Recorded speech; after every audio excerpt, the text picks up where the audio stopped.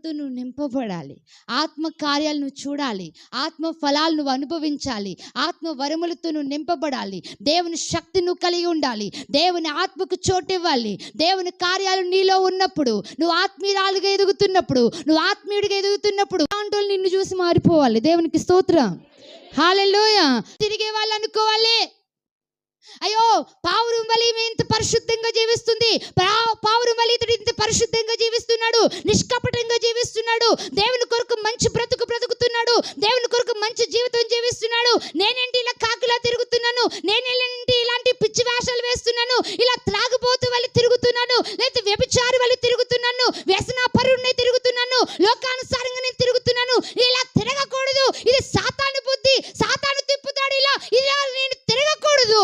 నేను పరిశుద్ధాత్మ పొందుకుని దేవుని కొరకు జీవిస్తున్న బుద్ధిమంతులను పోలి నేను నడుచుకోవాలి. ఈ స్త్రీ వలె, ఈ పురుషుని వలె నేను జీవించాలని అనేక మంది నిన్ను చూసి మారు మనసు పొందాలి. హల్లెలూయా, హల్లెలూయా. ఆత్మ నింపుదల ఉన్న దానిలో క్రమం ఉంటుంది. ఆత్మ నింపుదల ఉన్న వాళ్ళు ఏముంటుంది చెప్పండి? క్రమం ఉంటుంది. అన్నింటికి క్రమంగా ఉంటారు. అన్ని విషయాల్లో చాలా చక్కగా జీవిస్తారు. ఈరోజు అటే నింపుదల ఉండాలి. దేవునికి స్తోత్రం కలుగుగాక.